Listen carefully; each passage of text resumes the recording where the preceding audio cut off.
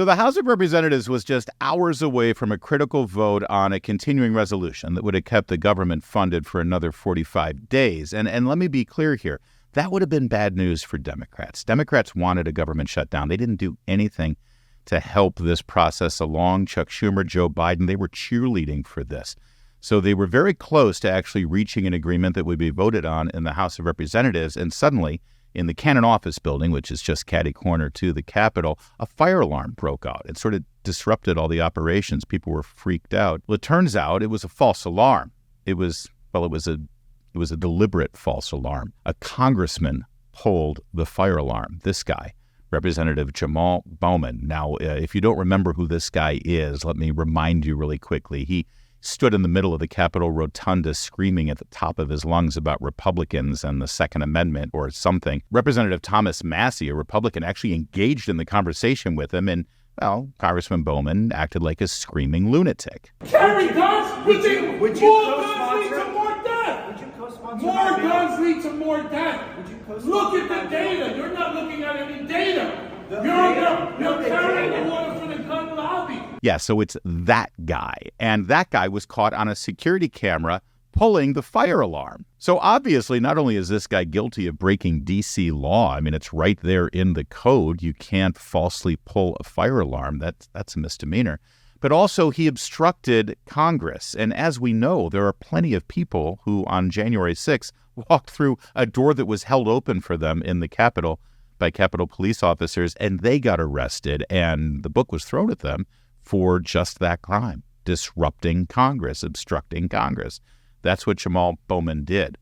Now, here's where the story gets fascinating. No arrest, no charges against Congressman Bowman, and his excuse, well, it's sort of been all over the map. Now, he claimed that he was trying to get out that door so he could get to the Capitol and log his vote in on the continuing resolution, and that door is usually open, but over the weekend it was closed, and he was very confused. He didn't understand. Well, a couple things you need to know here. First of all, it was clear that you weren't supposed to open that door because there was sign after sign that said fire exit, emergency only, and we'll get to those signs in a minute. But even more importantly than that, there is a network of tunnels under every single office building surrounding the Capitol, including the Cannon office building where Congressman Bowman was. Those tunnels also include a train system specifically to allow members of Congress to quickly get to the House of Representatives. So they don't have to worry about foot traffic or cars or stoplights or emergency exit doors being closed. If he needed to get to the House, the safest, fastest, most efficient way is to use one of those tunnels. But he didn't. So that calls into question whether he's telling the truth when he mentions the fact that he was merely trying to get out a door that was locked. Then we can see on the security footage here that he is pulling the alarm. Why would you pull the alarm? How does that help you get out the door? Well, the congressman claims that he was confused by the signage and he thought that it's hard to say this with a straight face. He thought that pulling a fire alarm would open the door. Here is the very confusing sign that Congressman Bowman apparently misread. And as you can see here, it's actually pretty clear. Fire exit, which means don't use this in case it's an emergency and there's a fire. And then it says, if you have to go out this door because, there's a fire, push the door. He was so confused that he didn't understand that pushing meant pulling or something like that. It's a lie. There's no way that this is actually what he thought, because here's another key piece of evidence. Look at this image from the security footage, and you'll see those signs are no longer on the doors where they were when Congressman Bowman first approached there. And look what he's holding in his hand there. That sure seems like the same size as those signs that he was confused by. It appears as though Congressman Bowman actually removed those signs first and then pulled the fire alarm. Now, if I'm a journalist and I see this story develop, I'm curious. I want to challenge the congressman. I want to find out exactly what happened here, because this is outrageous. This is actually pretty despicable. He scared people who were working in that building who thought there really was an emergency. So what's going on here? Well, let's see how MSNBC is handling it. There was a mention of Jamaal Bowman, Congressman Jamaal Bowman, and the pulling of some sort of fire alarm. And I just want to read for you some of the reporting so you understand what actually went on there.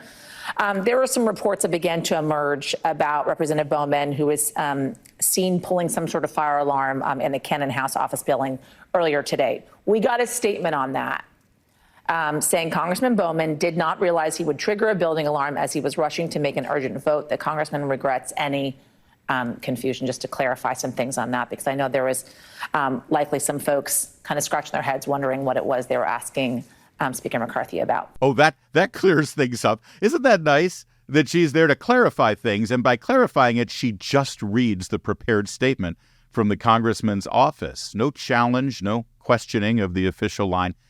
That's why we need the press in this country to really speak truth to power. Over on Jake Tapper's show on CNN, Alexandria Ocasio-Cortez was challenged on it, and she seems to go along with the story. I'll be honest, it doesn't really make sense to me, his explanation. Have you talked to him? What's going on there? I mean, listen, I think if you actually do see some of the photos of the signs, I think there's something to be said about the government's about to shut down. There's a vote clock that's going down. The exits that are normally open in that building were suddenly closed.